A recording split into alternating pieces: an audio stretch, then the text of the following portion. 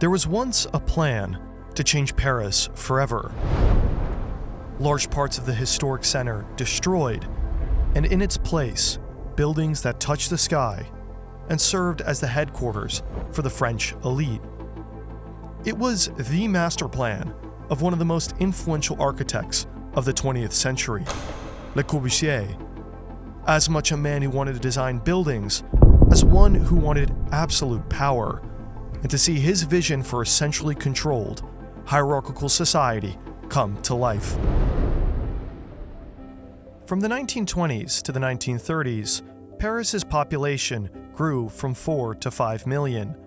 It was the highest density European city, outdoing London and Berlin. Life was dirty, diseased, and overcrowded.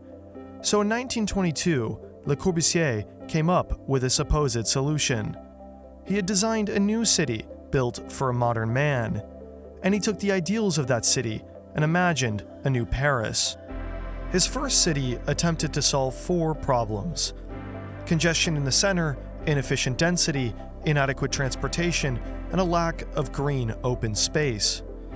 It divides into 9 zones: a main city with an intersection of 24 60-story cruciform towers, a middle section dedicated to residential space split between luxury and working-class homes, and of course, a green belt separating industrial as well as garden cities.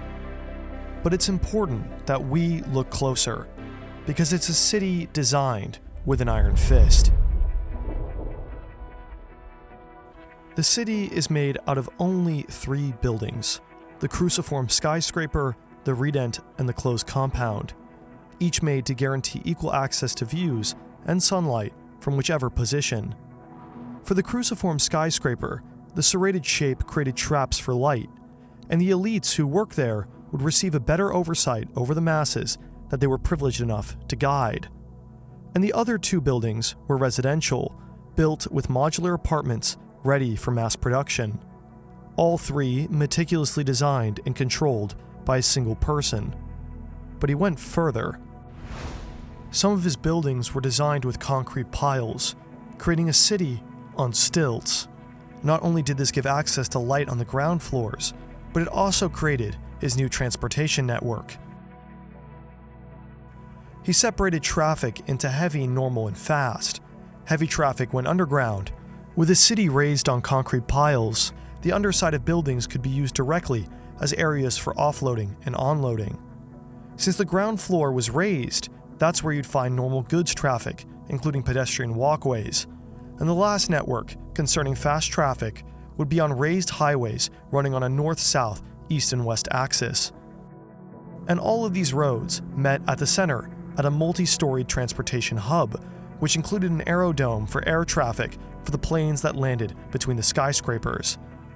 And it's this city that was the model for a new Paris.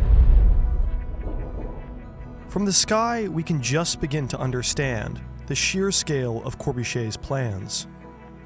Paris has always had a dense network of roads and inner courtyards, and he purposely selected the most infectious neighborhoods, the narrowest of streets, to pave over, impacting around 7 arrondissements in total.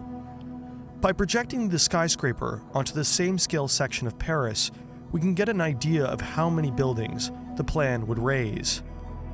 Like Corbusier's first city, Paris would be divided into zones. Sector A, the business center, containing 18 cruciform skyscrapers, with redents for additional residential space. Sector B, containing 2 cruciform skyscrapers, as well as a central station that was located underground. Sector C, the residential and administrative area, which is almost entirely occupied by the snaking redents of the first city. And then there is Sector D, containing 8 cruciform skyscrapers. Corbusier believed that the introduction of tall buildings would increase the density of Paris from around 300 to 1,400 inhabitants per acre, while increasing total area green space. Placed between the skyscrapers would be triple-floored malls and subways, which would connect all the skyscrapers with each other. His goal was to make Paris the world's city of administration. If it wasn't already clear to you, it's probably worth knowing that Corbusier was kind of a weird man. He created his own entirely new measurement system based on human length and the golden ratio. He was obsessed with reinforced concrete and the desire to put human beings in uniform, standardized cells. And unsurprisingly, he had a weird relationship with his mom, and also fascists, which often goes hand in hand. See, like the cities he designed, Corbusier believed in a strict, hierarchical, and centrally controlled society.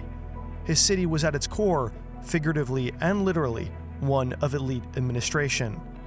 The skyscrapers were to be the headquarters for the captains of business, of industry, of finance, of politics, masters of science, of pedagogy, of thought, the spokesman of the heart, the artists, poets, musicians. He drew up his own pyramid of natural hierarchies, arranging society with a technocratic elite at the top to an increasing bottom of the lesser skilled.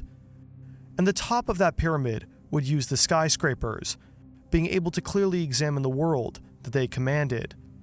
And at the end of the day, these elites would return to their luxury housing system in Sector C by using, of course, a massive, elevated highway running on a north-south, east-west axis. To make his plans more stomachable, in Sector A he'd maintain around 14 historical buildings. In Sector B, around 5. And in Sector C, around 7. If it came true today, you'd find a cathedral next to a gigantic skyscraper. He also tried to dive into finances. According to Corbusier, if land values equaled A, and the previous rebuilding of Paris resulted in an increase of 5 times the land value without an increase in density, then surely his plan for building at a higher density would result in an increase of 4 times that land value. The logic, irrefutable.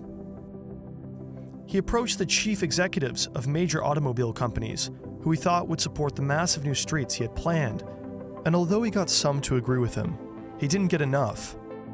His plans were considered too radical, and they'd be rejected. But that wouldn't stop him. Until he died, Corbusier promoted his vision and worldview to other cities.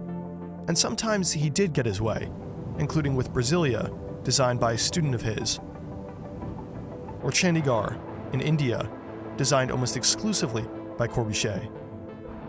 And then there's also the Bijlmer in the Netherlands. Although it's not designed by Corbusier, it's probably the best example of the planning he had inspired. And he drew up plans for a lot of other major cities, not just Paris. He had plans for Geneva, Berlin, and Bogota. But likely the most insane plan he proposed was the plan he had for Algiers, the Plan Obus. It would lead to the construction of a superhighway skyscraper running over a historical city, with business skyscrapers overshadowing and hiding the views of the indigenous. It was the line before it wasn't ever cool. Corbusier's goal was to make Algiers the head of the African continent, and by extension, France.